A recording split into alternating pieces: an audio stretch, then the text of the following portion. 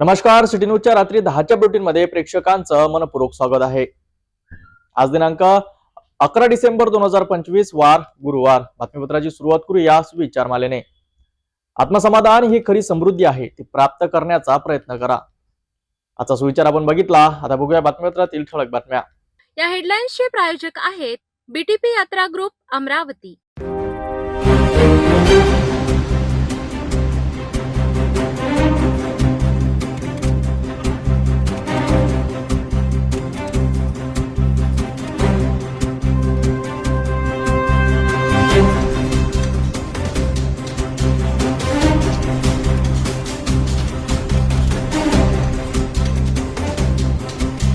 ठळक बातम्या बघितल्या। आता घेऊया एक छोटासा ब्रेक। शादी और ब्याह की शुरुआत आराधना साड़ी के साथ। Aradhana wholesale shopping mall L2 बीझलँड complex, Nandgaon Peth, Amravati, Jawahar road, Amravati. Break नंतर बघूया सविस्तर बातम्या। सुरुवातीला एक नजर टाकूया शहरातील गुन्हेगारी क्षेत्रातील घडामोडींवर।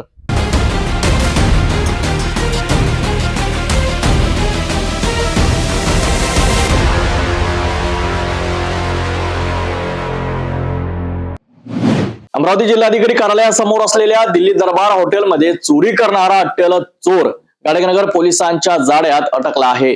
फक्त हॉटेलच नाही तर मंदिराची दानपेटी आणि आशीर्वाद बार येथूनही त्याने चोरी केल्याचे उघड झाले आहे। अमरावतीतील गाडगेनगर पोलिसांनी 3 वेगवेगळ्या चोरींचा पर्दाफाश करत 47 वर्षीय अट्टल चोरटा गजानन अरुण आत्राम राहणार अशोकनगर याला ताब्यात घेतले। 26 नोव्हेंबर रोजी रामपुरी कॅम्प येथील राम मंदिरातील दानपेटी फोडून त्यातील 15,000 रुपये आरोपीने लंपास केले होते। पुजारी शुभम बजाज यांनी तक्रार दिल्यानंतर गाडगेनगर पोलिसांनी तपास सुरू केला। दरम्यान 7 डिसेंबरच्या रात्री आरोपीने जिल्हाधिकारी कार्यालयासमोरील दिल्ली दरबार हॉटेलचे शटर तोडत नगदी रक्कम चोरी केली। घटनास्थळी असलेल्या सीसीटीव्ही फुटेज मधून आरोपीची ओळख पटली। 9 डिसेंबर रोजी राम संकुल परिसरातून पोलिसांनी त्याला ताब्यात घेतले आणि चौकशीत त्याने आशीर्वाद बार मधूनही चोरी केल्याची कबुली दिली। आरोपीकडून एकूण 45,000 रुपयांचा मुद्देमाल जप्त करण्यात आला आहे। ही संपूर्ण कार्यवाही पोलीस आयुक्त अरविंद जावरिया यांच्या मार्गदर्शनाखाली गाडगेनगर पोलीस पथकाने केली।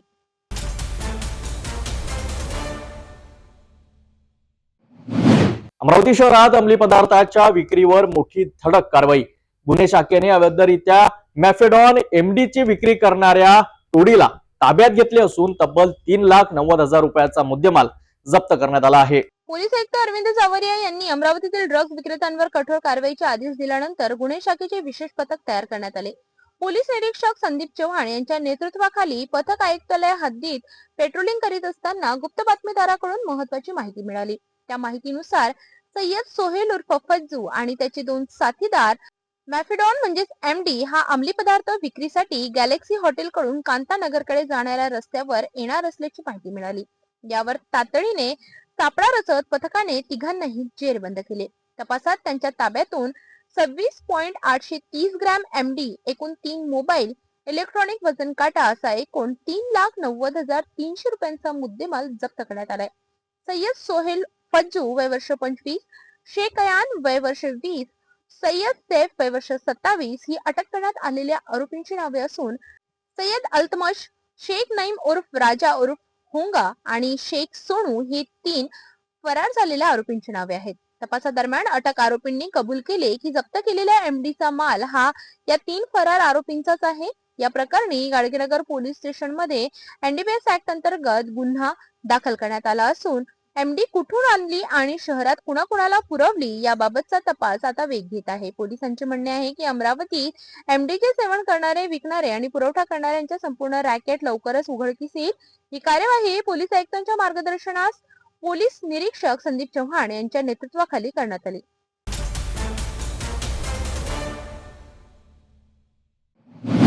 मोलमजुरी करणाऱ्या असहाय्य महिलांना मदतीच्या बहाण्याने लिफ्ट देऊन त्यांना निर्जनस्थळी लुटणारा आणि विनयभंग करणारा एक नराधम आरोपी अमरावती शहर गुन्हे शाखेने जेरबंद केला आहे।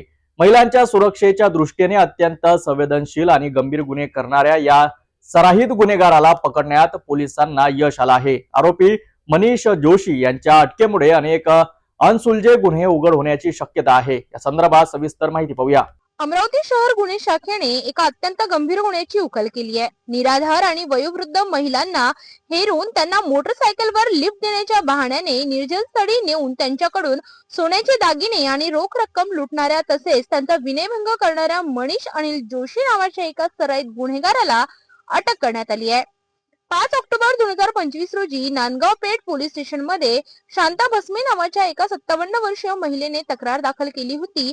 टोल नाक्याजवळ अनोळखी इसमाने लिफ्ट दिली आणि स्मशानभूमीजवळ उतरवून त्यांच्याकडील 20,000 रुपये रोख रक्कम बळजबरीने चोरून नेली. या तक्रारीनंतर गुन्हे शाखेचे वरिष्ठ पोलीस निरीक्षक संदीप चव्हाण यांनी तात्काळ पथकासह घटनास्थळी भेट दिली आणि तपास सुरू केला. आरोपीची गुन्हे करण्याची पद्धत पाहून रेकॉर्डवरील गुन्हेगार मनीष जोशी असण्याची शक्यता व्यक्त करण्यात आली. गेल्या 4 महिन्यांपासून आरोपी फरार होता आणि त्याचा पत्ता मिळणे कठीण झाले होते. मात्र गुन्हे शाखेच्या अथक प्रयत्नानंतर आणि गोपनीय माहितीच्या आधारे 10 डिसेंबर 2025 रोजी त्याला शेगाव नाक्यावरून अटक करण्यात आली. प्राथमिक तपासात त्याने गुन्हे केल्याचे कबूल केले असून त्याच्यावर यापूर्वीही राजापेठ आणि कोल्हापुरी गेट पोलीस स्टेशनमध्ये दरोडा, विनयभंग, पॉस्को अंतर्गत गंभीर गुन्हे दाखल आहेत. त्याच्या अटकेमुळे नांदगाव पेठ, भातकुली, सिटी कोतवाली, शिरखेड आणि मोर्शी येथील 5 गंभीर गुन्हे उघडकीस आले. अमरावती शहर पोलीस आयुक्त अरविंद सावरिया यांच्या नेतृत्वाखाली गुन्हे शाखेच्या पथकाने ही महत्वपूर्ण कामगिरी बजावली आहे. या नराधम आरोपीकडून आणखी अनेक गुन्हे उघड होण्याची शक्यता व्यक्त केली जात आहे. पीडित महिलांनी भीती न बाळगता पुढे येऊन तक्रार करावी असे आवाहन पोलिसांनी केले आहे.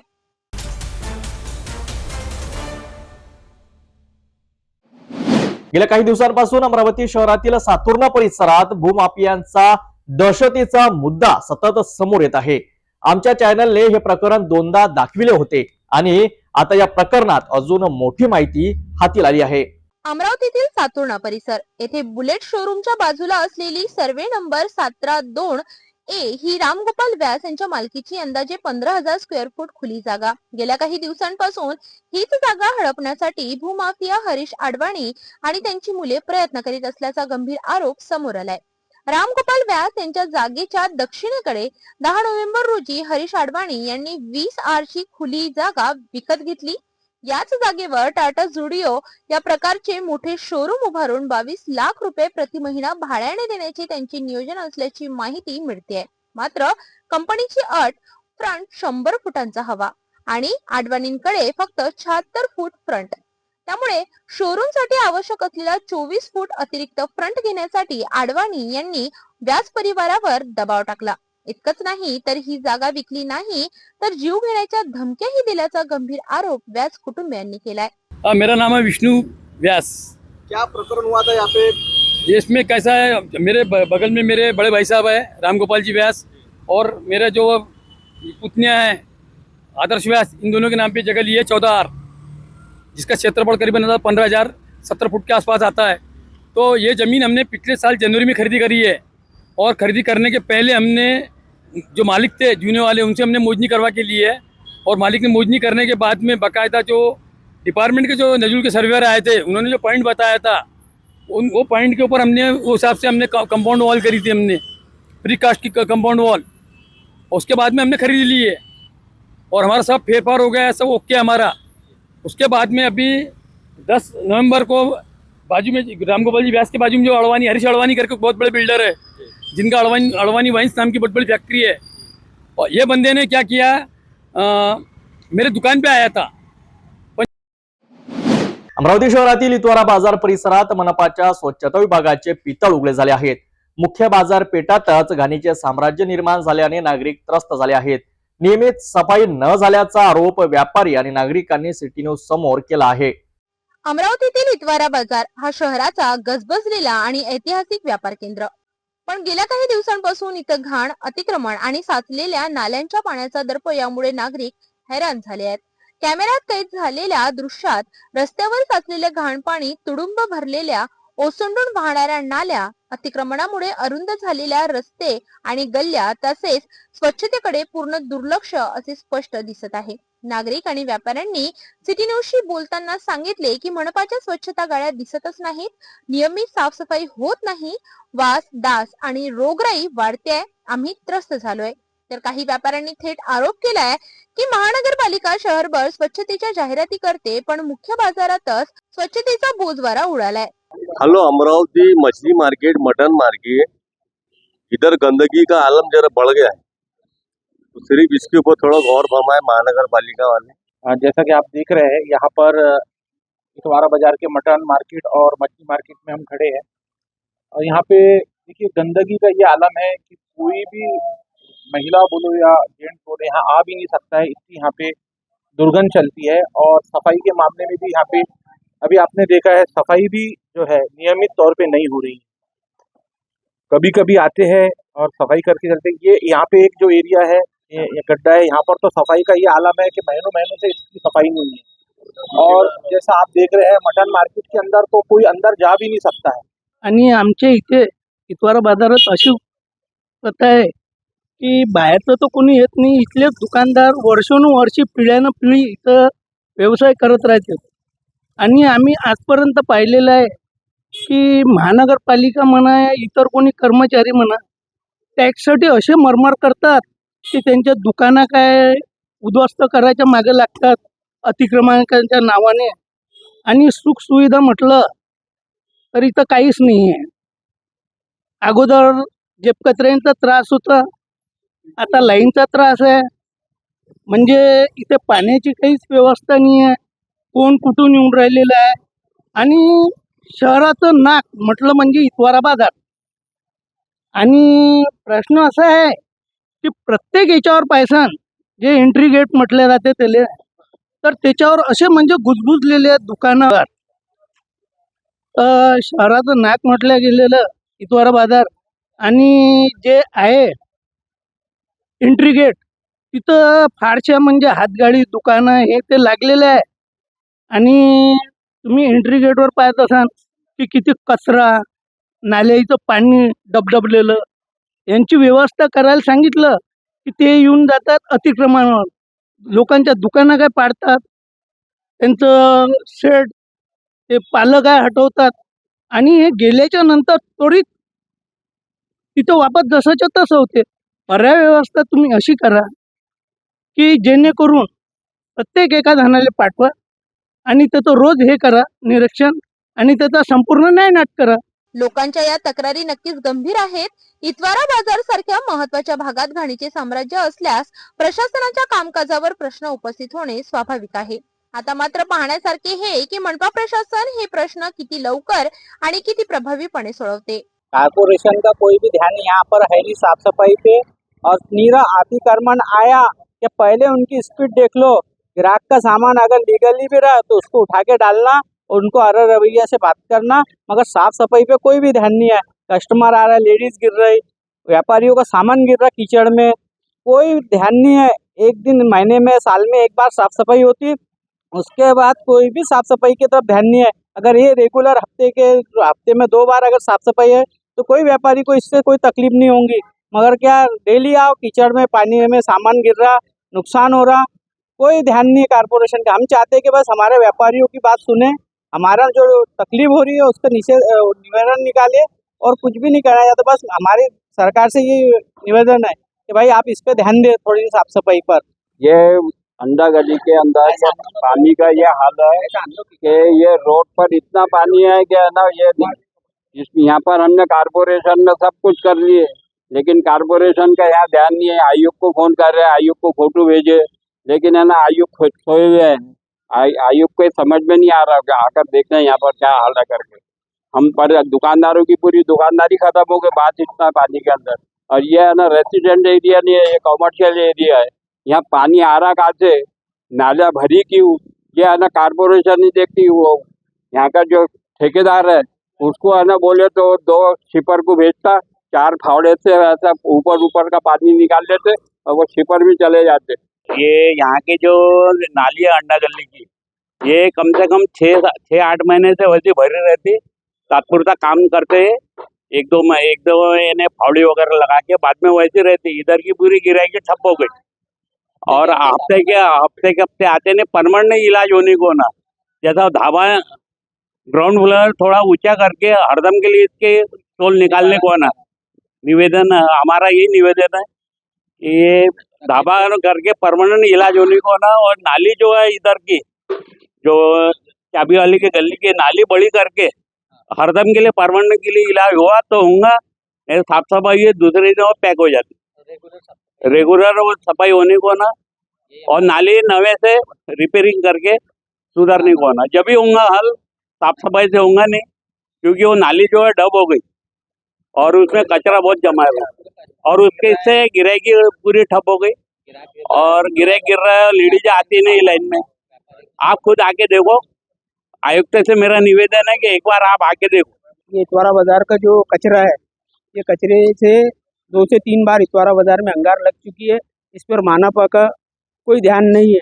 और ये साइकिल स्टैंड है, इसको साफ करके साइकिल स्टैंड बनाया जाए, लोगों को आने जाने में सुविधा हो, लोगों को गाड़ी लगाने में सुविधा हो। इसका हम मानव आयुक्त से निवेदन करते हैं कि वो इस और भी ध्यान दे।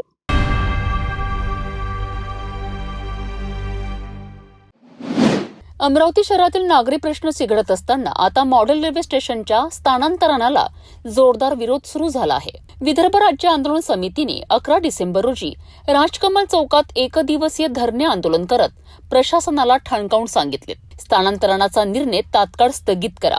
अमरावती मॉडेल रेल्वे स्थानकाचे स्थलांतर करण्याची प्रक्रिया सुरू झाल्याची चर्चा होत असतानाच सर्वसामान्य नागरिकांसोबत विदर्भ राज्य आंदोलन समितीही आता रस्त्यावर उतरली आहे। समितीच्या म्हणण्यानुसार मॉडेल स्टेशन स्थानांतरांच्या निर्णयामागे भूमाफिया आणि राजकीय माफियाचे कटकारस्थान दडलेले आहेत।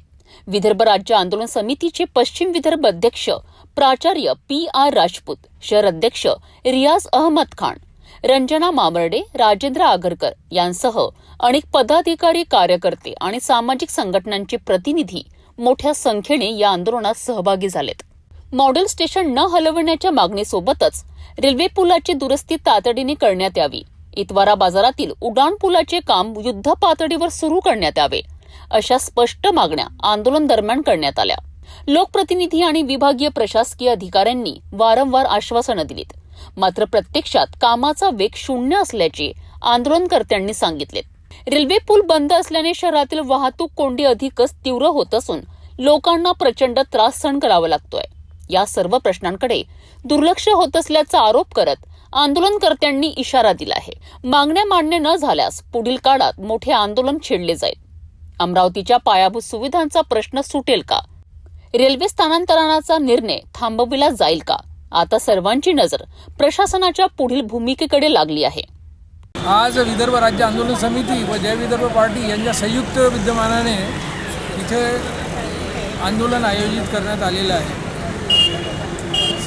सर्वप्रथम माझा म्हणण्याचा उद्देश हा आहे की मॉडेल रेल्वे स्टेशन स्थानांतरित करण्याचं जे कट कारस्थान रचण्यात आलेलं आहे, याच्यामागे भूमाफिया आणि राजकीय माफिया यांचा घाट आहे, ज्यांना हे सर्व स्थलांतरण करून जमीन आपल्या कब्जामध्ये घ्यायची आहे, त्याच्यावर मलिदा खायचा आहे, तसंच बिल्डर लॉबीलाही आपलं स्वार्थ पूर्ण करायचा आहे, त्याच्यासाठी हे सर्व घाट रचण्यात येत आहे।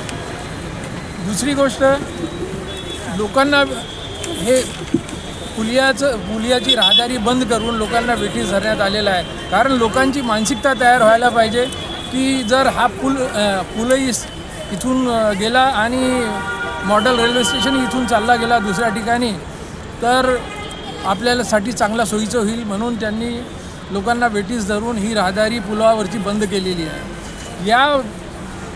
यावर BNCचं आतापर्यंत कोणतंही एक्सप्लेनेशन नाही आहे की राहदारी का बंद करण्यात आलेली आहे।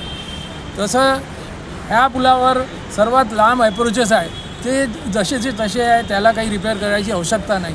मधला जो पोर्शन आहे त्यालाच फक्त रिपेअर करायची आवश्यकता आहे। ज्याप्रमाणे वलगावमध्ये आपण स्ट्रेंथनिंग केलं वलगावच्या पुलाचं, त्याप्रमाणे यालाही स्ट्रेंथनिंग करण्यात येते आणि कमी खर्चामध्ये लवकरात लवकर ते पूर्ण होतं। आणि जर या पुलाची राहदारी सुरू करण्यात आली नाही ऑटोसाठी किंवा 4 व्हीलरसाठी, तर आम्ही 8 दिवसानंतर उग्र आंदोलन उभारू।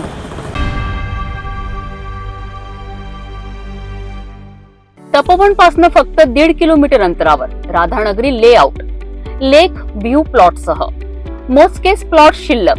त्वरित संपर्क करा 9930706667 किंवा 7620433325 या क्रमांकावर। अमरावती महानगरपालिका निवडणुकीची तयारी वेग घेत आहे आणि भाजपाकडूनही घडामोडींना गती मिळाली आहे. भाजपाच्या शहर कार्यालयात भावी उमेदवारांची मोठी गर्दी पाहायला मिळाली. महानगरपालिकेच्या निवडणुकीसाठी भारतीय जनता पक्षाने अधिकृतरित्या तयारीला सुरुवात केली आहे. शहरातील भाजपाच्या मुख्य कार्यालयांमध्ये सकाळपासूनच भावी नगरसेवकांचा मोठा जमाव जमलेला पाहायला मिळाला. भाजपाने उमेदवारी नोंदणीसाठी 10, 11, 12 डिसेंबर अशा 3 तारखांची मुदत जाहीर केली होती. शहरातील विविध भागांमधून तिकीट इच्छुक कार्यकर्ते सकाळपासूनच फॉर्म भरण्यासाठी गर्दी करत होते. शहराध्यक्ष नितीन धांडे यांनी सांगितले की पक्ष संघटनाच्या मार्गदर्शक सूचनांनुसार सर्व अर्जांची छाननी केली जाईल आणि त्यानंतर अंतिम उमेदवार यादी जाहीर होईल.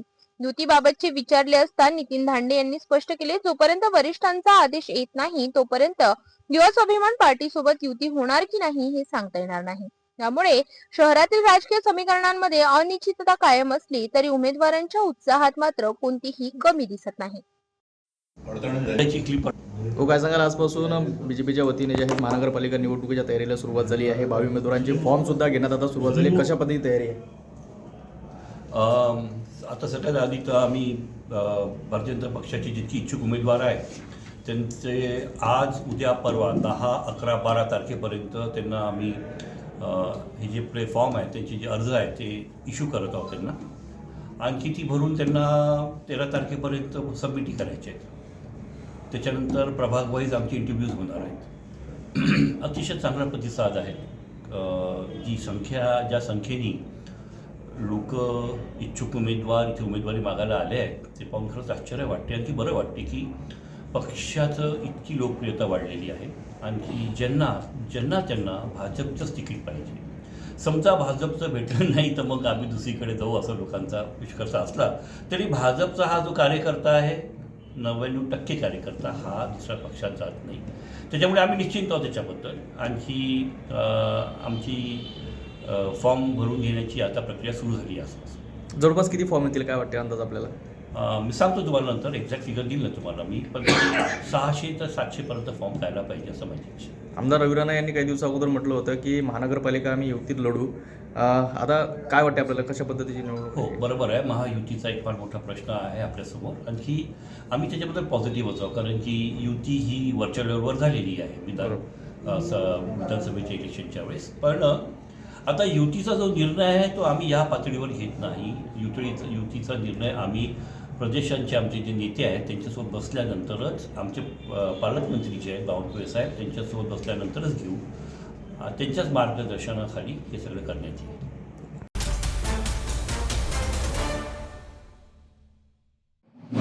महाराष्ट्र विधानसभेत एक अत्यंत महत्त्वपूर्ण विधेयक पारित झाले आहेत. या विधेयकामुळे आता गैरकृती जमिनीचे रूपांतर आणि जुनी मालमत्ता नियमितीकरण प्रक्रियेत मोठा बदल होणार आहे. महसूल मंत्री चंद्रशेखर बावनकुळे यांनी जाहीर केले की आता नागरिकांना येणे आणि सदनासाठी पूर्वीच्या जटिल वेळखाऊ आणि कागदपत्रांच्या प्रक्रियेतून जावे लागणार नाही. नव्या कायद्यानुसार नागरिक फक्त एकदाच शुल्क भरून येणे रूपांतर आणि सदनची प्रक्रिया पूर्ण करू शकतील. यामुळे निवासी आणि व्यावसायिक मालमत्ता धारकांना मोठा दिलासा मिळेल. अनेक वर्ष चालणारी फाईल्स, तहसील कार्यालयातील फेरफटका आणि वेळेचा मोठा अपव्यय ही सर्व जुनी प्रक्रिया आता रद्द करण्यात आली आहे. एकमताने विधेयक मंजूर केला आहे. राज्यातील वाणिज्य, औद्योगिक आणि रहिवासी औद्योगिक, वाणिज्य आणि रहिवासी क्षेत्रामध्ये एनए टॅक्स जे लागायचं आणि एनए झाल्यानंतर सनद लागायची, आता आजच्या विधिमंडळाच्या विधेयकातनं एनएची सनद रद्द करण्यात आली. आता कुठल्याही सनदची गरज नाही आणि एनए टॅक्समध्ये हे वन टाइम प्रीमियम भरून प्रत्येक वर्षी एनएचे पैसे भरायची गरज नाही. यापूर्वी प्रत्येक वर्षी एनएचे पैसे भरासाठी कायदा होता. आता कायदा रद्द केला आणि वन टाइम प्रीमियम भरून BPMS प्रणालीच्या माध्यमातून आपल्याला वन टाइम प्रीमियम भरून आता एनए करता येईल. आणि कुठल्याही पद्धतीने आता एनए आणि त्या ठिकाणी सनद ही दोनही लागणार नाही, फक्त प्रीमियम भरावं लागेल आणि प्रीमियमही फार कमी ठेवलेला आहे. 1000 चौरस मीटरला 0.1%, 1000 चौरस मीटर ते 4000 चौरस मीटरपर्यंत 0.25% आणि 4000 स्क्वेअर मीटरच्या वर 0.5% एवढंच वन टाईम प्रीमियम आता भरायचं आहे. आणि येणे आणि सनद आता काढून टाकलेली आहे. त्यामुळे औद्योगिक, कॉमर्शियल आणि रहिवासी क्षेत्रामध्ये कुठल्याही अधिकाऱ्याकडे, तहसीलदारकडे, एसडीओकडे एनएसची सनद घ्यायची आता गरज पडणार नाही. सोप्या शब्दात सांगायचे झाले तर हा कायदा जमीन रूपांतर व नियमितीकरणासाठी सिंगल स्टेप, जलद, पारदर्शक आणि नागरिक हिताचा मार्ग उघडतो. कागदपत्राची जटिलता कमी होईल आणि मालमत्ता कायदेशीर करण्याचा मार्ग अधिक सुलभ होणार आहे. महाराष्ट्रातील लाखो भूधारकांना या निर्णयामुळे फायदा होईल असा विश्वास महसूल विभागाने व्यक्त केला आहे. ज्या विधेयकाची घोषणा महाराष्ट्र राज्याचे महसूल राज्यमंत्री, महसूल मंत्री व अमरावती जिल्ह्याचे पालकमंत्री यांनी जो आज निर्णय घेतला, एक विधेयक पास केलं, त्या विधेयकाचे जे काही परिणाम आहे ते आम जनतेला, साधारण नागरिकाला किंवा एक शेतकरी माणसाला व व्यावसायिक, या व्यवसायामध्ये असणारी असंख्य मंडळी, त्यांना याचा भरपूर सुंदर आणि सुवर्णयोग आपण याला म्हटलं तरी चालेल, की ज्या गोष्टीला मला एखादं येणे करायचं असलं किंवा एखादं शेत माझं आहे 1 एकर किंवा 20 गुंठे 10 गुंठे, या येणे प्रक्रियेला खूप वेळ लागायचा. 3-3, 4-4 महिने फायली सरकायच्या आणि तिथून तहसीलदाराकडे, एसडीओकडे, ह्या लोकांना याचा खूप यामध्ये खूप अशा फायली व्हायच्या आणि त्या फायलीमध्ये 3-3, 4-4 महिने, 6-6 महिने या येणे प्रक्रियेला लागायचे. या निर्णयाने आम्ही व्यावसायिक आणि नागरिक, ज्या व्यक्तीला आपलं एक एनए करून आपली प्रॉपर्टी बांधायची आहे किंवा त्याला लोन घ्यायचं आहे, NADP करणे म्हणजे याचं एक संक्षिप्त असं आहे की NADP टाउन प्लॅनिंग अधिकारी, टाउन प्लॅनिंग ऑफिस आणि भूमी अभिलेख ऑफिस, या दोनच ऑफिसमध्ये आपल्याला या प्रक्रिया राबवाव्या लागेल. आणि या प्रक्रिया राबवल्या की तुमचं शेत येणे झालं, त्याच्यामध्ये एक पैसे भरण्याची वन टाईमचा मतलब असं नाही.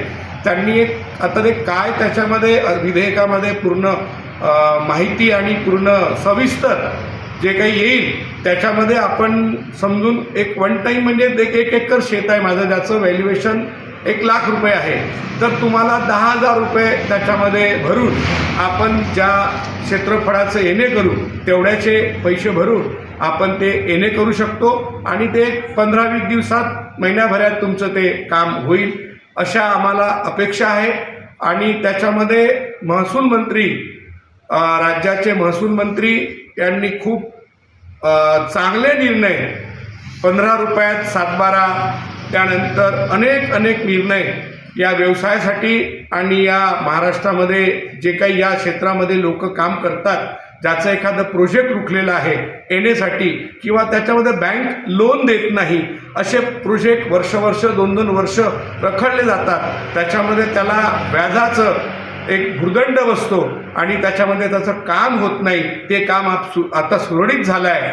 आणि साहेबांनी, चंद्रशेखर बावनकुळे साहेबांनी जो निर्णय घेतला तो आम्हा सर्वांना एक उत्साहाचा दिवस आज म्हटलं तरी चालते या क्षेत्रामध्ये. आणि कठीण अटी सर्व बाद करून सरळ भाषेत, सरळ सोप्या मार्गाने हा येणे होईल. आणि एक छोटा प्लॉट अगर मला येणे करायचा आहे तर तो एक नकाशा बनवून त्याची एरिया, त्याचं क्षेत्रफळ भूमी अभिलेख आणि टाउन प्लॅनिंगला देऊन त्याप्रमाणे सांगितल्याप्रमाणे असं जे विधेयकामध्ये आता काय त्याच्या रूपरेखा आहे त्या माहीत पडेल. आणि याप्रमाणे असे निर्णय साहेबांनी खूप छान या क्षेत्रामध्ये घेतले आणि याचं आपण अभिनंदनच केलं पाहिजे. आणि प्रत्येक माणसाला एक ज्याचा त्रास होतो तो त्रास कमी होईल आणि त्याचा भुर्दंड, त्याच्यावर लागणारे व्याजाचे गोजे आहे काही शेतीवाल, मला आता लोन घ्यायचं आहे आणि माझा लोन घेऊन माझा बँक मला चक्रामध्ये येणे करा, येणे आणलं तर आम्ही तुम्हाला लोन देऊ. तर आता मला ती प्रक्रिया खूप कमी दिवसात आणि खूप माझा चांगला प्रोजेक्ट कमी दिवसात तयार होईल आणि अशी सर्व नागरिकांना शासनाने अमरावती शहर अनेक महाराष्ट्रातली प्रत्येक शहरामध्ये हा निर्णय लागू होईल आणि या निर्णयाचं आम्ही स्वागत करतो आणि साहेबांना, महाराष्ट्र सरकारला याबद्दल आम्ही धन्यवाद देऊ इच्छितो की ज्या अटी व शर्ती आम्हाला या येणेमध्ये लागायच्या त्या आता लागणार नाही आणि एवढं खूप चांगले निर्णय आहे आणि खूप चांगला निर्णय घेतलेला आहे. त्याबद्दल महाराष्ट्र सरकारचे अभिनंदन, बावनकुळे साहेबांचे अभिनंदन.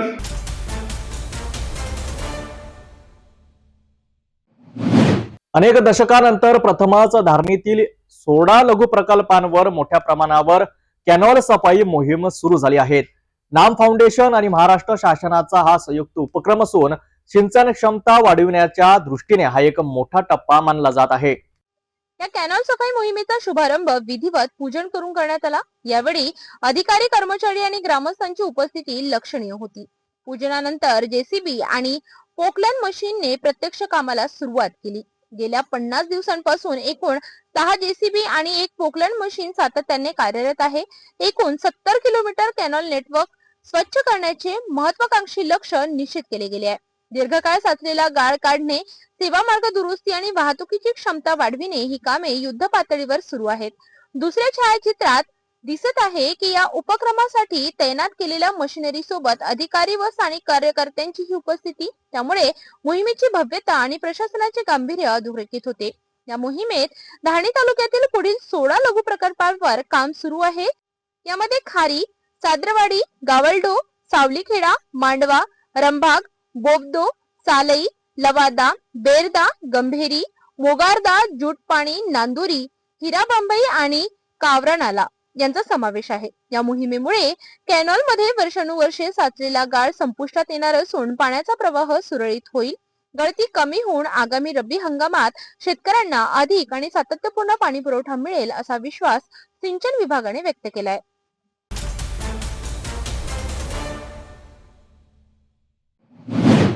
अमरावती महानगरपालिकेच्या इमारतीला तब्बल 40 वर्षाहून अधिक काळ झाला असून नागरिकांना विविध विभागांसाठी वेगवेगळ्या इमारतीमध्ये फेरफटका मारावा लागतो.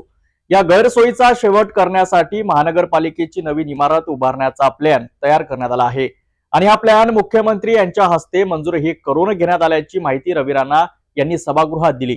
या नवीन इमारतीसाठी 100 कोटीच्या निधीची मागणी करण्यात आली आहे. तसेच महानगरपालिकापासून 2 किलोमीटर अंतरावर असणारा डीबी रोड पूर्णत्वास नेण्यासाठी ही अतिरिक्त निधी देण्याची मागणी आमदार रवी राणा यांनी मांडली. याशिवाय गोपालनगर रेल्वे अंडरपास तयार असून नागरिकांच्या सुरक्षेच्या दृष्टिकोनातून तेथे स्कायवॉक बांधण्यासाठी आवश्यक निधी शासनाने उपलब्ध करून द्यावा अशी विनंती रवी राणा यांनी केली आहे. अमरावती महानगरपालिकेची इमारत अध्यक्ष महोदय, हे अध्यक्ष महोदय या इमारतीला 40-50 वर्ष झाले अध्यक्ष महोदय, आणि एवढी जुनी इमारत असल्यानंतर अध्यक्ष महोदय या जेवढ्या महानगरपालिकेचे विभाग आहे ते वेगवेगळ्या बिल्डिंगमध्ये बसतात आणि एका प्रशासनाला एका छताखाली आणणे, याच्या एका छताखाली सगळे विभाग बसणे, जेणेकरून शहरामधली जनता जेव्हा आपली समस्या घेऊन जाते त्याला वेगवेगळ्या विभागामध्ये वेगवेगळ्या बिल्डिंगमध्ये जाऊन आपल्या मागण्या द्यावं लागते, आपले निवेदन द्यावं लागते. आणि अनेकदा अध्यक्ष महोदय वेगवेगळ्या बिल्डिंगमध्ये प्रशासकीय कार्यालय असल्यामुळं अनेक जनतेला तर त्रास होते अध्यक्ष महोदय, पण त्या ठिकाणी प्रशासनाला सुद्धा मोठ्या प्रमाणात त्रास होते अध्यक्ष महोदय. म्हणून या अमरावती महानगरपालिका नवीन इमारतीसाठी अध्यक्ष महोदय ज्या ठिकाणी जुनी इमारत आहे त्याच ठिकाणी नवीन इमारतीचा प्रस्ताव मुख्यमंत्र्यांच्या सूचनेनुसार पूर्ण तयार झाला अध्यक्ष महोदय. त्या ठिकाणी PMC सुद्धा निश्चित झालेली आहे, पण त्यासाठी 100 कोटी रुपयाचा निधी जर अध्यक्ष महोदय अमरावती महानगरपालिकेसाठी दिला तर त्या ठिकाणी सुंदर एक चांगली इमारत अमरावती शहरामध्ये उभी राहील. एकाच छताखाली अध्यक्ष महोदय त्या ठिकाणी प्रशासन पूर्ण बसतील, जनतेला सुद्धा त्याच्या माध्यमातून अध्यक्ष महोदय एक चांगल्या प्रकारे त्या ठिकाणी सुविधा मिळेल अध्यक्ष महोदय.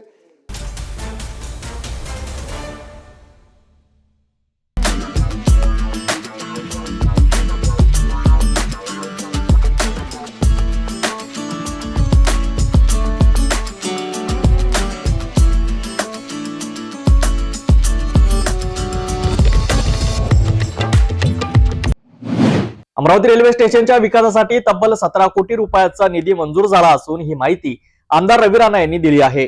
अमरावतीतील नागरिकांसाठी जीवनवाहिनी मानला जाणारा राजकमल रेल्वे पूल दुरुस्तीसाठी वाहतुकीसाठी बंद आहे आणि त्यामुळे मोठा त्रास निर्माण झाला आहे. याबाबत विधानसभेत प्रश्न उपस्थित करताना आमदार रवी राणा यांनी स्टेशन परिसराच्या विकासासाठी तसेच पूल पुनर्बांधणीसाठी तातडीने कारवाई होण्याची गरज व्यक्त केली. याशिवाय बिबट्याच्या वाढत्या हल्ल्याच्या पार्श्वभूमीवर रवी राणा यांनी वादग्रस्त विधान केले आहे. ते म्हणाले की बिबट्याला घरात पाळीव प्राण्यासारखीच पाळण्याची परवानगी मिळाली तर हल्ले कमी होतील, जसे बाबा आमटे यांनी वन्य प्राण्यांवर प्रेमाने प्रयोग करून दाखविले. संपूर्ण विदर्भ महाराष्ट्राचे विषय, अमरावती जिल्ह्याचे विषय सभागृहाने मांडले. शेतकऱ्याचा आहे, शेतमजुराचा आहे, डेव्हलपमेंटचे विषय आहे, महानगरपालिकेचे विषय आहे, बिबट्याचा विषय मोठ्या प्रमाणात गाजत आहे. बिबट्यासाठी सुद्धा महत्वाची भूमिका आहे की त्या ठिकाणी बिबट्याला पाळीव प्राण्याचा दर्जा दिला पाहिजे. अनेकांना जे जे शक्य होत असेल त्यांना पाळू दिलं पाहिजे. त्याला लहानपणापासून जर त्याची सवय जर लागली तर बाबा आमटीने जसं आपल्या वनामध्ये बिबटे पोहोचले, आपण वनतारा जे डेव्हलप केलं अंबानी परिवाराने, तसं प्रत्येक जिल्ह्यामध्ये उद्योगपतीच्या माध्यमातून वनतारा डेव्हलप केलं पाहिजे, त्याला संरक्षण दिलं पाहिजे. वट्टीवार म्हणतात की वेगळा विदर्भ व्हायला पाहिजे, यावर आपले काय? विदर्भाचे सीएम आहे, विदर्भाचं सगळं आहे, विदर्भाच्या चांगले खाते मिळालेले आहे. मला असं वाटतं अशा वेळेस विदर्भाच्या वेगळा करायची गरज पडणार नाही. जेव्हा विदर्भाचा अनुशेषच भरून काढत आहे, विदर्भाला न्याय देत आहे, तर अशा पद्धतीनं मोठ्या प्रमाणात विदर्भाला न्याय मिळत आहे. तर विदर्भाला न्याय जर मिळाला नसता, विदर्भाचा अनुशेष भरून काढला नसता, विदर्भाला चांगले मंत्री मिळाले नसते, तर मला असं वाटतं या सगळ्या गोष्टी करायला पाहिजे होत्या. पण आता विदर्भाचेच मुख्यमंत्री आहे आणि विदर्भाला चांगले मंत्री मिळालेले आहे, म्हणून विदर्भाचा अनुशेष तसंच भरून काढत आहे. शेवटचा प्रश्न, खासदार बोंडे यांनी म्हटलं की रेल्वे स्टेशन स्थानांतरित करून त्याला अत्याधुनिक करावे, त्याचा विकास होईल, म्हणजे रेल्वे ब्रिज बंद होईल. असं काहीच नाही आहे. रेल्वे स्टेशन जसं तसंच राहील. आता 17 कोटी रुपये मुख्यमंत्र्यांनी दिले रेल्वे पुलासाठी. त्या पुलाच्या पैशाच्या माध्यमातून पुलाचं डेव्हलपमेंट होईल. पूल नवीन तयार करू, लोकांसाठी रहदारी चालू करू, कुठल्याही प्रकारचं रेल्वे स्टेशन बदलणार नाही, जिथे तिथेच राहील आणि पुलाचं काम नवीन तयार करून लोकांसाठी ते सुरू करू. शेवटचा प्रश्न, बांगलादेशी आणि घुसपेटी मोठ्या प्रमाणात देशात होत आहे आणि नौ जिहाद बद्दल कडक कायदा व्हावा, याबद्दल काय? नौ जिहाद बद्दल कडक कायदा व्हायला पाहिजे. मोठ्या प्रमाणात खोटे प्रमाणपत्र घेऊन बोगस लोक फिरत आहे, बांगलादेशी फिरत आहे महाराष्ट्रात. बरोबर आहे ना, त्यांच्यावर अंकुश ठेवण्यासाठीच तेच तर जे बंगालला जे बाबरी मस्जिदचं घेऊन काही लोक तिथे तमाशा करताय, तो बांगलादेशीयांचा तमाशा आहे. म्हणून बांगलादेशीवर कंट्रोल करण्यासाठी पूर्ण केंद्र आणि राज्य सरकार ताकदीने त्याच्यावर नियोजन करत आहे आणि मला असं वाटतं की या माध्यमातून बांगलादेशीयांचा बंदोबस्त मोठ्या प्रमाणात होईल. बांगलादेशाची घुसपेट हे होणार नाही याची आम्ही खात्री.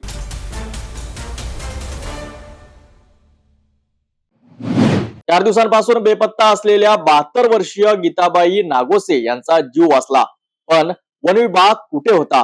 ग्रामस्थांनी स्वतः जीव धोक्यात घालून केलेल्या शोध मोहिमेमुळे एक अनिष्ट प्रसंग टळला, पण या संपूर्ण प्रकरणात वन विभागाची भूमिका प्रश्न चिन्हाखाली आहे. नागपूर जिल्ह्यातील डोंगरताल परिसर, घनदाट जंगल, वाघांचा वावर आणि त्यात हरवलेली 72 वर्षीय गीताबाई ताराचंद नागोसे.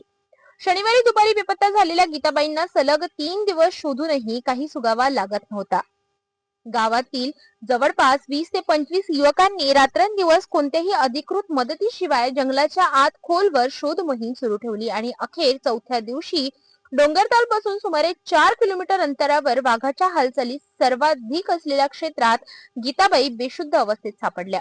याच ठिकाणी मागील काही महिन्यात वाघाच्या हल्ल्यात 2 जणांचा मृत्यू झाला होता. म्हणून गावकऱ्यांनी घेतलेला हा धोका किती मोठा होता याची कल्पनाही करत नाही. पण सर्वात मोठा प्रश्न, वन विभाग कुठे होता?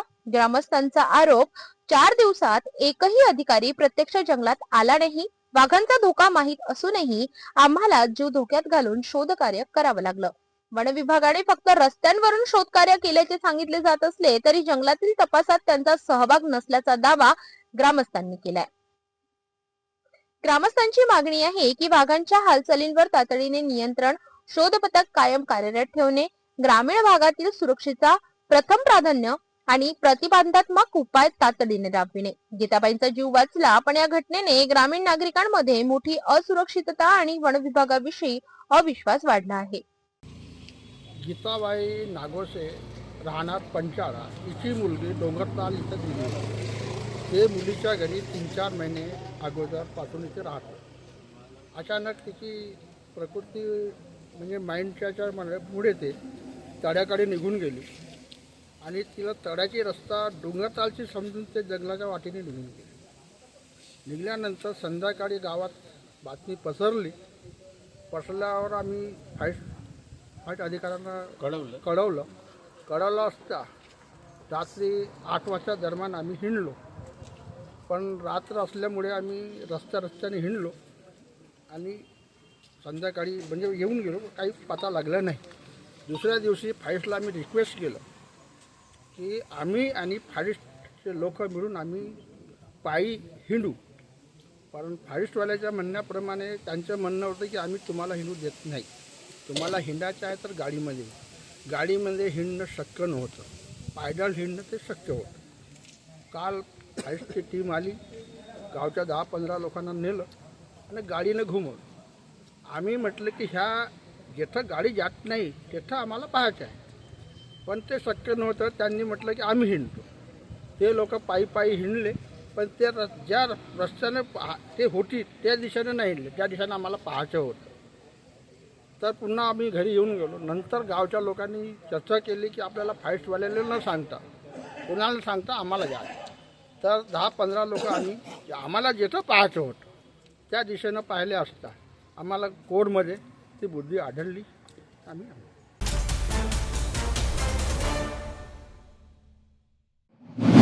नागपूरमध्ये सुरू असलेल्या गोंड गोवारी समाजाच्या आंदोलनात एक महत्वाची राजकीय भेट घडली. आमदार प्रताप अडसड यांनी स्वतः आंदोलनस्थळी जाऊन समाज बांधवांशी चर्चा केली.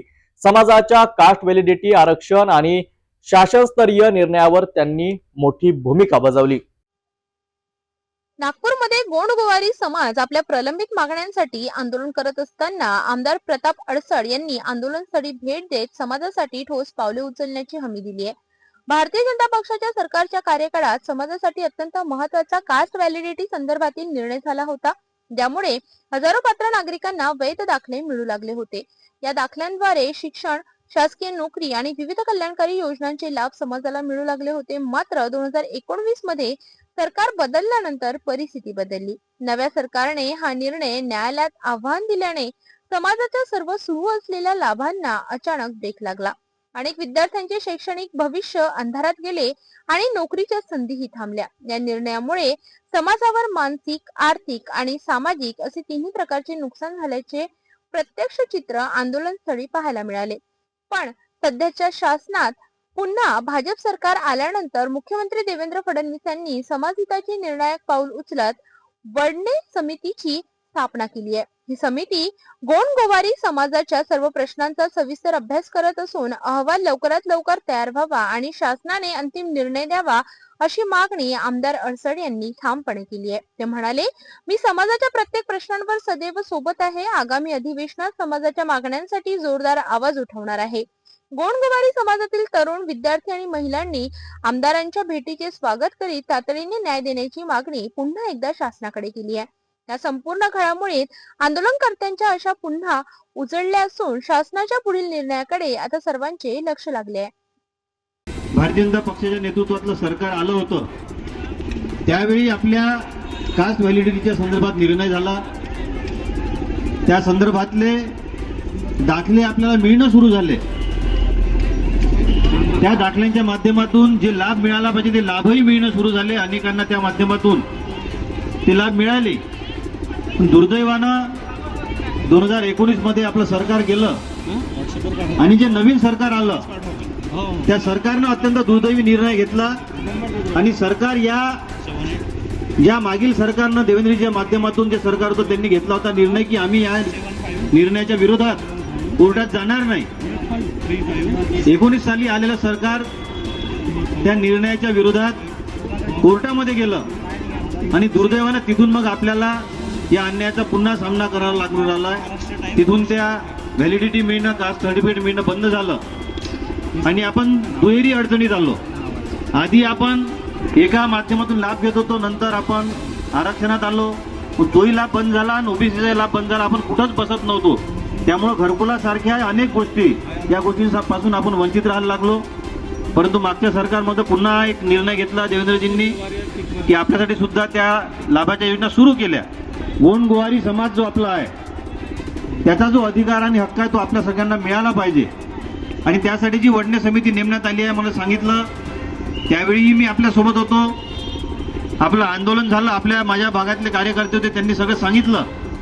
नेवारेताई वगैरे होते, गजानन भाऊ आहे, सगळेजण होते.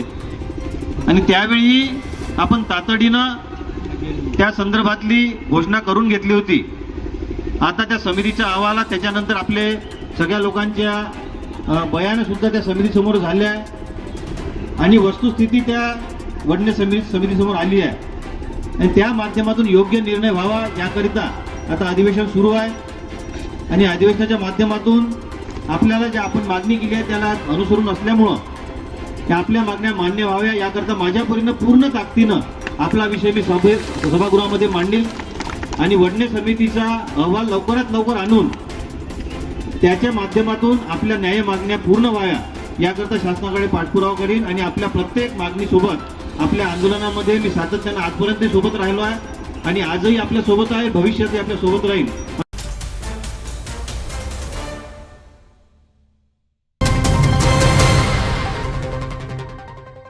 लातूर जिल्ह्यातील उदगीर जवळ एक भीषण अपघात घडला आहे. उभ्या ट्रकला अचानक आग लागून ज्यामध्ये ठेवलेल्या स्वयंपाकाच्या गॅस सिलेंडरचा स्फोट झाला. सुदैवाने या घटनेत कोणतीही जीवितहानी झाली नाही. मात्र ट्रक पूर्णपणे जळून खाक झाला असून मोठ्या प्रमाणात मालमत्तेचे नुकसान झाले आहेत. ही घटना लातूर उदगीर महामार्गावर घडली. उदगीर लातूरकडे जाणारा ट्रक महामार्गाच्या कडेला उभा असताना अचानक त्यातून धूर निघू लागला. काही क्षणातच ट्रकला ज्वालांनी वेढा घेतला. ट्रकमध्ये स्वयंपाकाचे गॅस सिलेंडर ठेवलेले असल्याचे समोर आले. या सिलेंडरपैकी एका सिलेंडरचा जोरदार स्फोट झाला, ज्यामुळे आगीने भयंकर रूप धारण केले. परिसरातील नागरिकांनी तातडीने अग्निशमन दलाला माहिती दिली. अग्निशमन दलाने घटनास्थळी तात्काळ धाव घेत तब्बल काही तासांच्या प्रयत्नानंतरच आग आटोक्यात आणली. पोलिसांनी वाहतूक काही काळासाठी पूर्णपणे बंद करून परिसर रिकामा केला होता. सुदैवाने उपस्थित चालक व इतरांना वेळेत सुरक्षित अंतरावर हलविण्यात आल्यामुळे कोणत्याही प्रकारची जीवितहानी झाली नाही. स्फोटानंतर ट्रकचा मोठा भाग नष्ट झाला असून नुकसान मोठे असल्याचे प्राथमिक अंदाज व्यक्त करण्यात येतोय. आगीचे नेमके कारण अद्याप समजले नसले तरी शॉर्ट सर्किटची शक्यता पोलिसांकडून व्यक्त केली जात आहे. या घटनेचा पुढील तपास सुरू आहे.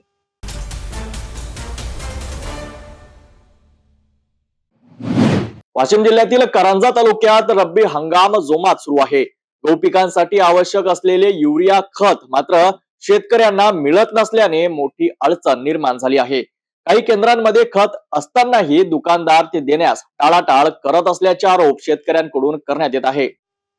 कारंजा तालुक्यातील कामरगाव परिसरात 7 ते 8 कृषी सेवा केंद्र आहेत. मात्र सर्वच केंद्रांमध्ये युरिया खत उपलब्ध नसल्याचे सांगण्यात येत आहे. शेतकऱ्यांचे म्हणणे आहे की काही दुकानात खत असूनही ते स्टॉक संपला असे सांगून टाळाटाळ केली जाते. गव्हाच्या वाढीच्या महत्वाच्या टप्प्यावर युरियाची कमतरता निर्माण झाल्याने शेतकरी चिंतित असून त्यांच्यामध्ये तीव्र नाराजी व्यक्त केली जात आहे. शेतकऱ्यांनी युरिया खताच्या टंचाईवर तात्काळ उपाययोजना तसेच काळ्या बाजारावर नियंत्रण आणण्याची मागणी केली आहे. दरम्यान तालुका कृषी अधिकारी कारंजा यांनी प्रतिक्रिया देताना सांगितले की सर्व कृषी केंद्रांचा स्टॉक तात्काळ तपासला जाईल. ईपीओएस मशीनवरील स्टॉक व गोडाऊन स्टॉक मध्ये फरक आढळल्यास कारवाई केली जाईल. युरिया असूनही न देणाऱ्या केंद्रांचे परवाने रद्द करण्याची कार्यवाही करण्यात येईल. शेतकरी यावर कृषी मंत्री यांनी स्वतः लक्ष घालून त्वरित दिलासा द्यावा अशी अपेक्षा व्यक्त करीत आहेत.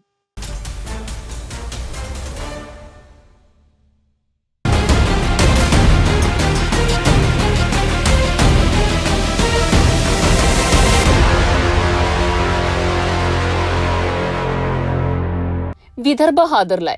वर्धा जिल्ह्यातील कारंजा परिसरात महसूल गुप्त वार्ता संचालनालय DRAने अंमली पदार्थांच्या विरोधात आतापर्यंतची सर्वात मोठी धडक कारवाई केली आहे. ऑपरेशन हिटरलँड ब्रू या गुप्त कोड नेम खाली राबवलेल्या या मोहिमेत मेफेड्रोन तयार करणाऱ्या गुप्त कारखान्याचा भांडाफोड करण्यात आला आहे. मिळालेल्या गुप्त माहितीनंतर DRAच्या पथकाने वर्ध्याच्या कारंजाजवळील दाट जंगलात सर्च ऑपरेशन सुरू केलेत. अनेक दिवसांच्या सतत निगराणी, ड्रोन सर्व्हे आणि मानवी गुप्तचरांच्या माहितीच्या आधारे एका अत्यंत दुर्गम भागात उभारलेला मॅफेड्रोन निर्मिती कारखाना शोधण्यात आला. धडक छाप्यात अधिकारी व कर्मचारी दलाला अंधाऱ्या जंगलात लपवून ठेवलेली अत्याधुनिक केमिकल युनिट्स, बेकायदेशीर प्रक्रिया, साहित्य आणि तयार अंमली पदार्थांचे मोठे साठे आढळलेत. या कारवाईत तब्बल 128 किलो मेफेड्रोन जप्त करण्यात आला असून आंतरराष्ट्रीय बाजारात त्याची किंमत शेकडो कोटींमध्ये असल्याचा अंदाज व्यक्त केला जातोय. या कारखान्यातून मोठ्या प्रमाणावर मेफेड्रोन देशातील आणि देशाबाहेरील ड्रग्ज नेटवर्कमध्ये पाठवले जात असल्याचा प्राथमिक तपासात संशय व्यक्त होत आहे. DRAने या प्रकरणात काही संशयितांना ताब्यात घेतले असून अंमली पदार्थांच्या गुन्हेगारी जाळ्यांपर्यंत पोहोचण्याकरिता पुढील तपास सुरू आहेत. विदर्भात ड्रग्जचे वाढते जाळे मोडीत काढण्याकरिता ही कारवाई एक मोठा टप्पा मानली जात आहे. ऑपरेशन हिटरलँड ब्रू यशस्वी झाल्यानंतर आता या ड्रग्ज सिंडिकेटचे आणखी धागेदोरे शोधले जाण्याची शक्यता वर्तविली जात आहे.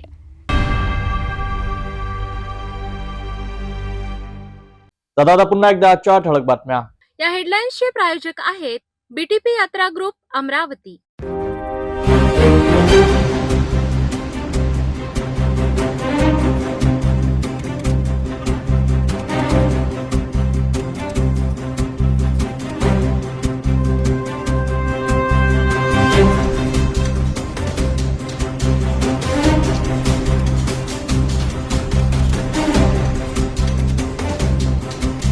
आपण आता सिटी न्यूज चॅनल आपल्या टीव्हीवर सुद्धा बघू शकता. यामध्ये next channel number 117, Jio channel number 872, JTB channel number 73, Fastway channel number 256 वर बघू शकाल. आता अमरावती जिल्ह्यानंतर विदर्भ आणि महाराष्ट्राचे दर्शक घर बसल्या आपल्या केबल टीव्हीवर सिटी न्यूज बातमी पाहू शकाल. यात Chhatrapati Sambhajinagar next set box number 14, Yavatmal set box number 12, Washim set box number 26, Nanded set box number 17, Mahur set box number 07, Akola RRC set box number 899 वर लवकरच आम्ही आपल्यापर्यंत पोहोचणार आहोत. जर आपल्या टीव्हीवर सिटी न्यूज चॅनल दिसत नसेल तर आपण आपल्या केबल ऑपरेटरशी संपर्क करावा.